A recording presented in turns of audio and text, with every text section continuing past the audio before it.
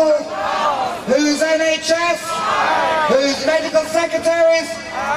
Stop the sell-off now. Big welcome to everybody. Thank you for coming on this miserable wet day, but it's a great day because we're going to fight these horrible cuts and the sell-off. Could the speakers please come to the stage now? All the speakers up by the stage.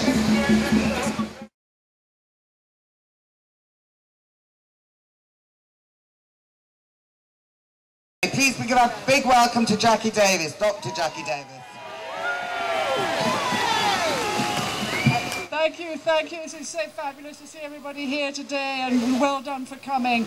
You know, this is our hospital. This is my hospital. I have worked here for 30 years. Wow. And if you want to see what happens to a hospital when they start cutting the beds and they take away the A&E, we marched past the Royal Northern Hospital. Who remembers that hospital? Okay, what is it now? It's a block of flats. Do we want the Whittington to be a block of flats? I don't think so. Okay.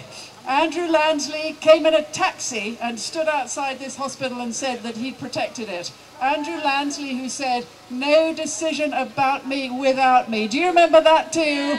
Yeah. Well, our decision is we don't want this place closed and we're going to fight for it. I'm going to finish with my two favourite quotes, which some of you may have heard before. The first is what Blackadder said to Baldrick. He said, there's absolutely nothing the matter with this idea, except it's complete bollocks.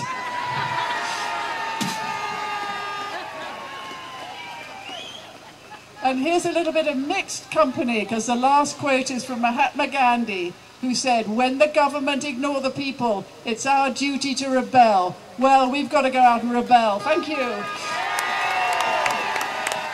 Fab. We need a lot of the hospital workers to have the confidence to fight back.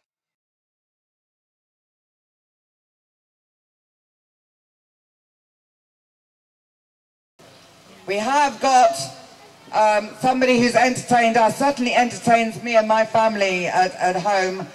And that is Trigger from Only Fools and Horses. In other words, sorry, label you in the background. And no, of course I'm going to say your real name.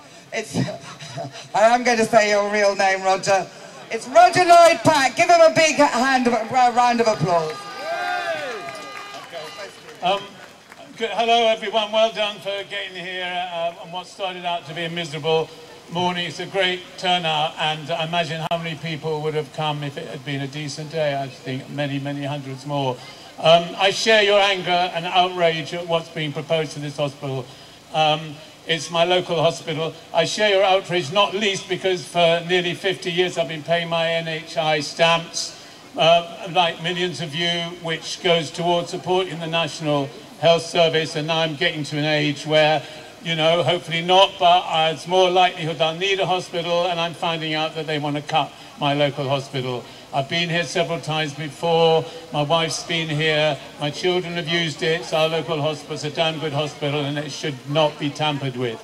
They talk about cutting beds and community care in the community. That's a lot of bollocks. If you remember what happened to the mental hospitals 15 years ago, there's still, you see the walking wounded down Kentish Town Road, still there's people who were abandoned by the hospital. Care in the community, to me, is an Orwellian phrase which actually means care less in the community.